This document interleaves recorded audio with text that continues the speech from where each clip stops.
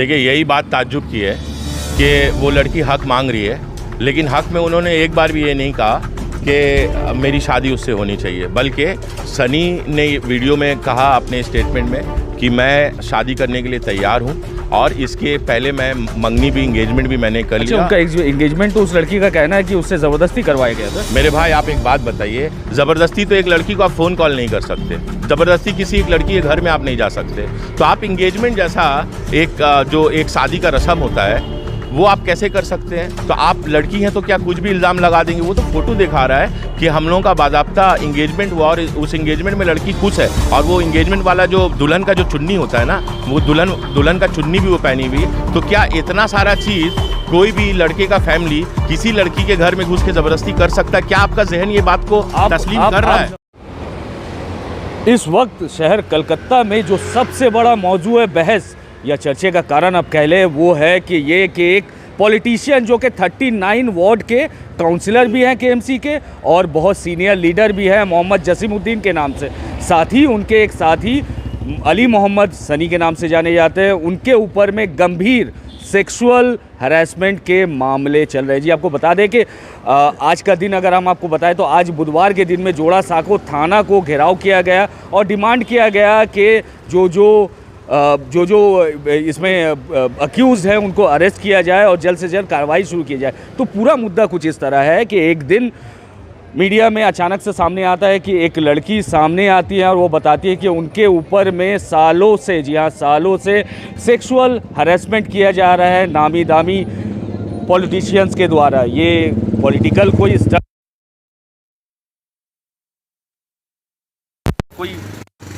या फिर कोई दुश्मनी की वजह रही है कि वो तो बात की। जो अभी सबसे बड़ा मुद्दा है कि कलकत्ता का सिविक सोसाइटी इस बात में बटा हुआ है कि उस लड़की के साथ है या फिर इस पॉलिटिशियन के साथ है जिनका नाम मोहम्मद जसीमुद्दीन है और 39 के वार्ड काउंसिलर भी हैं। आपको बता दें कि इस बारे में ज़्यादा बात करने के लिए आज हमारे साथ इम्तियाज बात के तौर पर रखने के लिए बहुत फेमस है, सोशल, और अक्सर ऐसा होता है कि किसी भी मुद्दे पर अगर बेबाक राय जाननी होती है तो हम इनसे मुलाकात करते हैं। इम्तियाज साहब, वेलकम। और क्या सब सुनने में आ रहा है, आपको क्या लगता है क्या चल रहा है? बहुत बहुत शुक्रिया, थैंक यू सो मच। देखिए, वार्ड 39 से मुसलसल खबरें आ रही है और 3-4 दिन से मैं ये सुन रहा हूँ और सोशल मीडिया के द्वारा ही देख रहा हूँ। कोई एक खातून है जो एक काउंसलर के ऊपर इल्ज़ामात लगाई है, और इल्ज़ामात जो है ये छोटे मोटे इल्ज़ामात नहीं है, ये इल्ज़ामात बहुत संगीन इल्ज़ामात है और रेप जैसा चार्जेस उन्होंने लगाया है। तो अब ये तो जांच का विषय है कि रेप हुआ है या नहीं हुआ है। और दूसरी तरफ जो खातून है वो खातून कह रही है कि 2.5 साल से या 2 साल से एक लड़के के साथ वो रिलेशन में थी और उसके पहले उन लोगों का लव अफेयर जो है 2014 से, वो खुद ये बात कह रही हैं। मैं एक बार टोकना चाहूँगा, उन खातून तो उम्र मेरे ख्याल से 22-23 से ज़्यादा है नहीं। खैर, उम्र जो भी हो, 22-23 साल मौजूदा होगा, मैं तो इस बात का पुष्टि नहीं करता हूँ कि एग्जैक्ट उम्र उनका क्या है, लेकिन वो जो खुद ये बात कह रही हैं कि 2014 से एक सनी नाम का लड़का जो किसी सियासी पार्टी से भी मुंसलिक है, वो उसके साथ उस रिलेशन में थी और उसी लड़के के ऊपर ये रेप जैसा संगीन जुर्म का इल्ज़ाम भी लगा रही है। तो कहने का मतलब है कि 2014 से जब रिलेशनशिप में थी तो और वो खुद ये बात को कह रही है मीडिया में कि 2-2.5 साल से उनके साथ फिज़िकल रिलेशनशिप था। और दूसरी जगह उन्होंने कहा है कि वो लड़का टैबलेट खिला करके या कोई नशा का दवा दे करके उसके साथ इस्मत दरी करता था और वीडियो और फ़ोटो भी उठाता था। तो कहने का मतलब है कि अगर कोई भी लड़का किसी भी लड़की के साथ रिलेशनशिप में होता है तो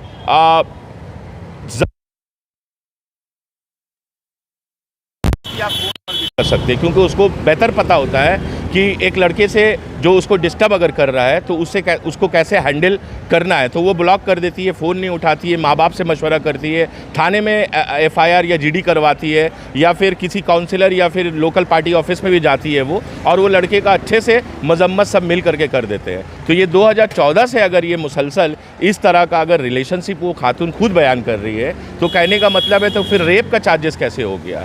देखिए, एक होता है ज़िना बिल ज़ब्र और एक होता है ज़िना बिल रज़ा। मैं दोनों को ही कंडेम करता हूँ क्योंकि दीन इस्लाम में दोनों ही हराम है, लेकिन यहाँ सिर्फ बात शरीयत और इस्लाम की नहीं है, यहाँ बात इंडियन पेनल कोड की है और लॉ एंड ऑर्डर की है। तो लॉ एंड ऑर्डर यही बोलता है कि अगर एक लड़का और एक लड़की अपने मर्जी से अगर कोई रिलेशनशिप में है तो वो लड़की इल्ज़ाम नहीं लगा सकती, क्योंकि वो अपने रज़ा से, अपने मर्जी से, अपने म्यूचुअल अंडरस्टैंडिंग से इस तरह का जो भी एक रिलेशनशिप के अंदर में है।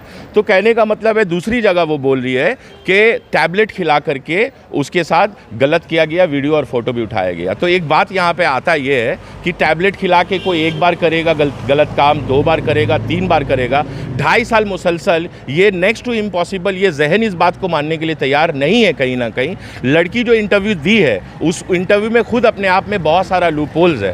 कहने का मतलब है कि क्या इसके पीछे सियासत हो रहा है?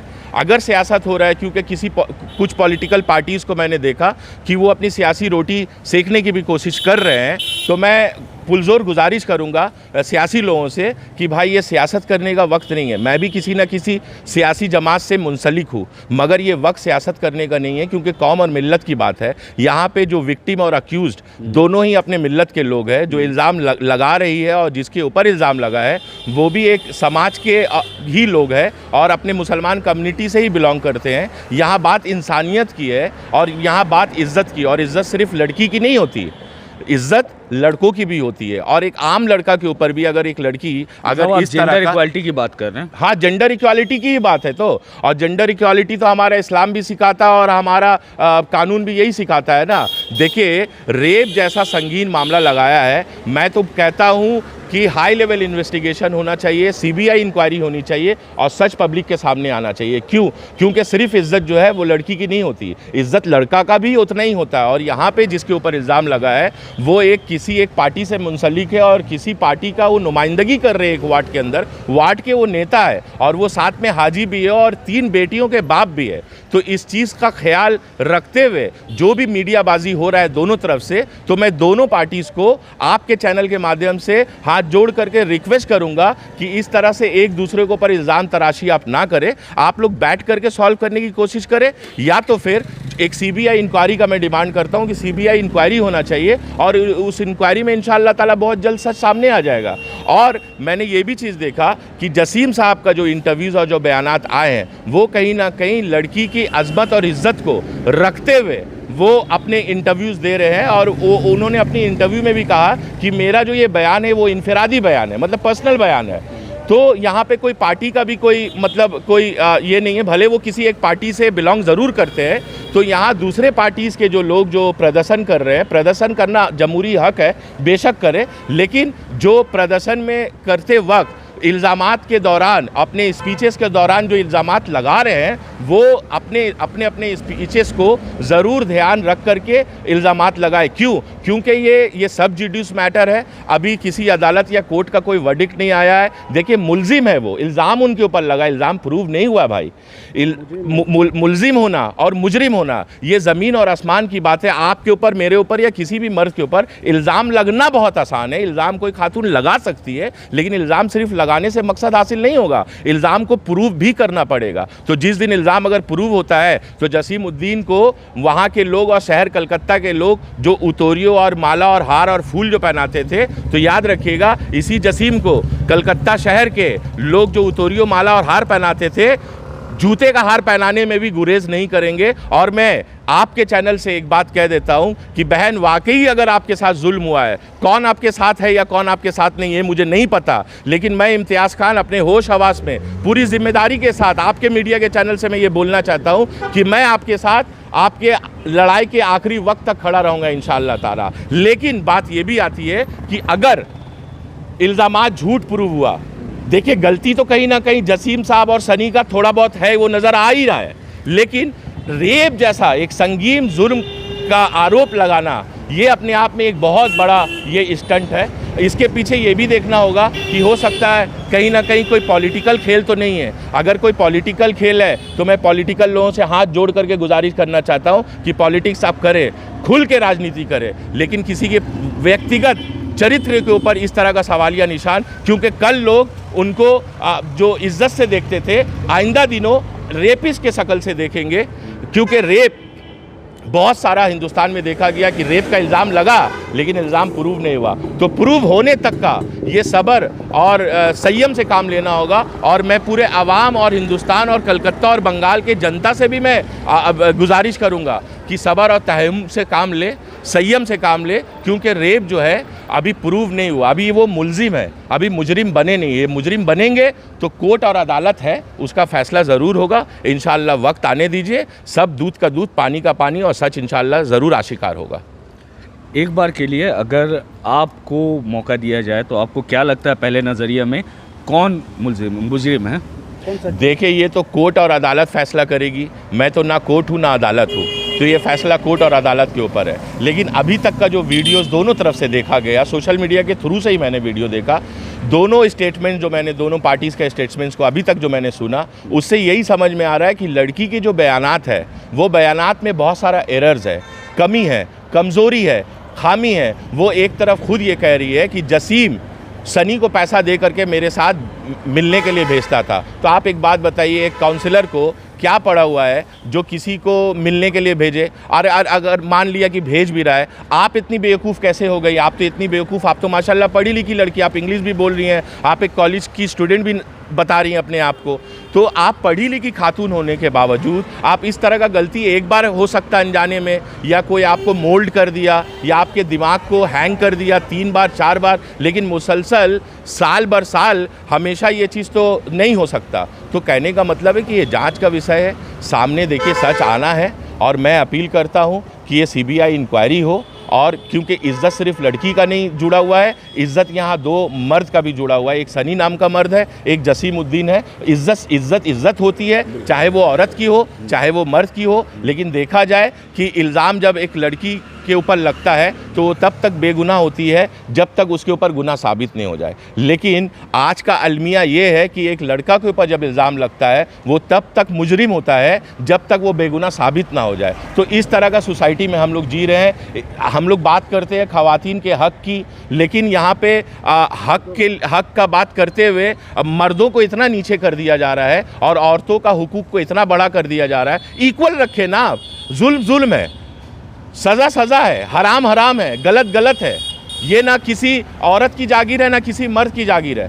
जुल्म किसी की भी जागीर नहीं है। जालिम होता है, चाहे वो मर्द हो या औरत हो। तो मैं आपके चैनल से यही अपील करना चाहता हूँ कि सब्र और तहम्मुल से काम ले, ताकि जो सच्चाई है वो जनता भी जानना चाह रही है। अब ये देखिए, कलकत्ता का सिर्फ मुद्दा नहीं रहा साहब, ये मुद्दा नेशनल इशू बन चुका है और हर दूसरा व्यक्ति इसकी सच्चाई को जानना चाह रहा है अपने अपने तरीके से कि आखिर सच है क्या। एक जो हज करके आया, 3 बच्चे का बाप, 3 बेटियों का बाप बताया जा रहा है, और कहीं ना कहीं एक किसी पार्टी का एक नुमाइंदा भी है। वो इस तरह का नाज़िबा हरकत क्यों करेगा? कि उसको क्या अपने इज़्ज़त का फ़िक्र नहीं है? अगर दूसरे लोग अगर पीछे से पॉलिटिक्स करने की कोशिश कर रहे हैं तो मैं उन लोगों से भी गुजारिश करता हूं कि पॉलिटिक्स आप करें, खुल के करें, लेकिन पॉलिटिकल ग्राउंड में आप करें, किसी पर्सनल ग्राउंड में ना करें। आपसे एक आखिरी सवाल है कि एक मुद्दा कि सनी, मोहम्मद अली सनी, उनका कहना है कि अगर वो चाहती है वो अभी भी शादी करने को उस लड़की से तैयार है। तो आपको क्या लगता है, शादी करने से ये मुद्दा रुक सकता है? दोनों पक्षों की इज्जत जो आज सड़क पे उछाली जा रही है, दोनों फैमिली की इज्जत जो उछाली जा रही है, क्या ये ठीक हो सकता है? देखिए, यही बात ताज्जुब की है कि वो लड़की हक़ मांग रही है, लेकिन हक़ में उन्होंने एक बार भी ये नहीं कहा कि मेरी शादी उससे होनी चाहिए। बल्कि सनी ने वीडियो में कहा अपने स्टेटमेंट में कि मैं शादी करने के लिए तैयार हूं, और इसके पहले मैं मंगनी भी, इंगेजमेंट भी मैंने कर लिया। उनका इंगेजमेंट तो उस लड़की का कहना है कि उससे ज़बरदस्ती करवाया गया था। मेरे भाई, आप एक बात बताइए, ज़बरदस्ती तो एक लड़की को आप फ़ोन कॉल नहीं कर सकते, ज़बरदस्ती किसी एक लड़की के घर में आप नहीं जा सकते।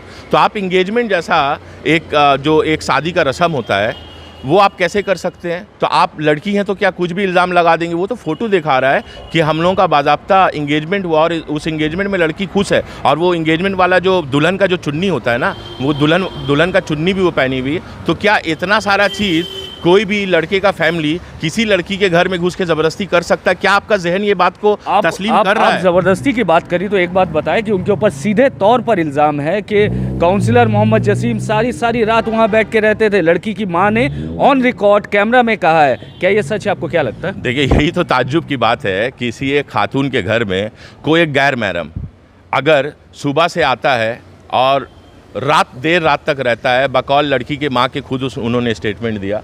तो यहाँ पे सवाल या निशान बहुत सारा होता है कि लड़की का घर का माहौल कैसा था, उनके वालिद और वालिदैन ने किस तरह का परवरिश और तरबियत दिया है। ये तो सीधे बात होता है कि गैर महरम को आप लेट नाइट तक क्यों, और अगर आपको नापसंदीदा था तो ये 25 साल का रिलेशन है तो आप उस वक्त आवाज़ उठाते, और ये सनी के साथ रिलेशन 8 साल का है और फिज़िकल रिलेशन 2 और 2.5 साल से ये खातून खुद कह रही है।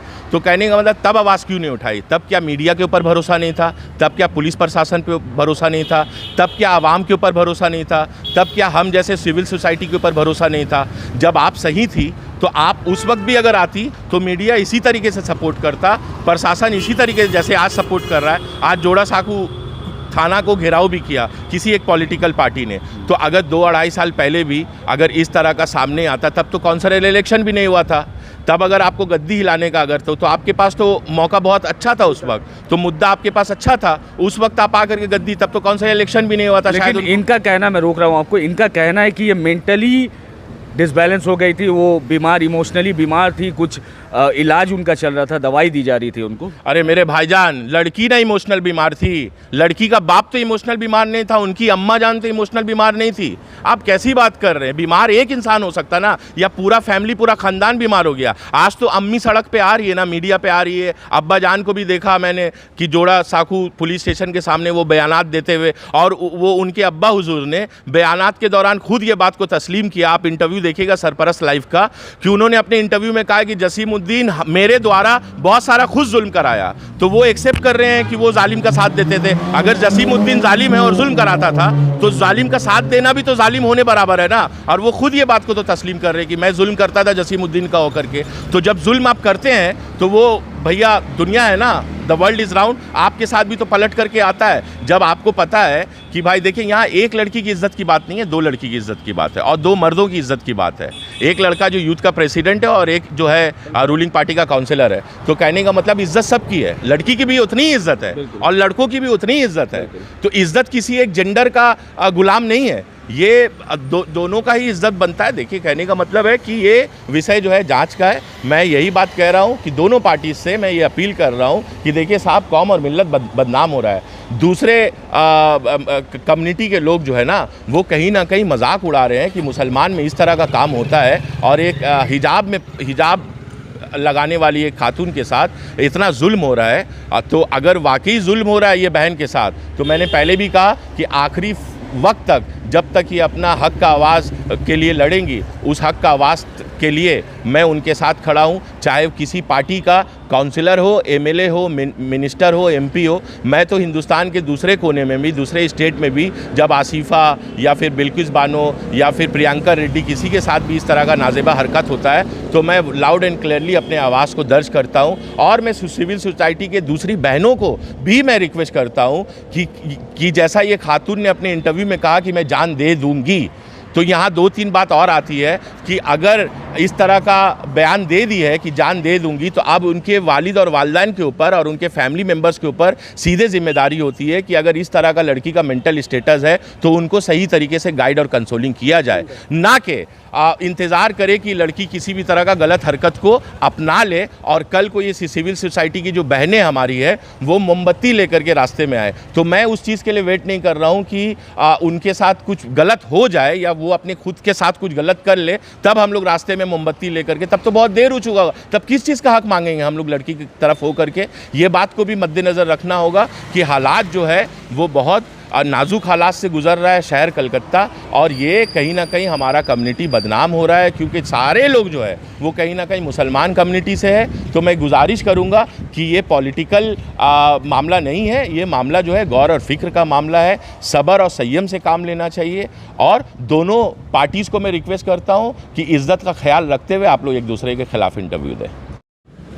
तो आपने सुना इम्तियाज़ खान को, जिन्होंने अपनी बेबाक राय खुल कर रखी, और बड़ा सवाल उठता है यहाँ पे कि सिर्फ एक लड़की की इज्जत नहीं है जो उछाली जा रही है, साथ में 2 और फैमिली है, 2 और मर्द हैं जिनकी इज्जत उछाली जा रही है, उनकी उम्र भर किए गए काम को आज सवाल के घेरे में लाया जा रहा है। आपको बता दें कि इम्तियाज़ खान का कहना ये भी है, ये भी कहना चाहते हैं वो कि मिल्लत का नाम भी बदनाम हो रहा है, अब मिल्लत की भी इज्जत करें और इस बात को तूल ना दे। लेकिन हो कैसे सकता है ये? यहाँ हमने देखा कि शायद कुछ एक राजनीतिक लोग हैं जो इस बात को तूल देने में लगे हैं और अपनी राजनीतिक दुकानदारी कर रहे हैं, अपनी दुकानें चमका रहे हैं।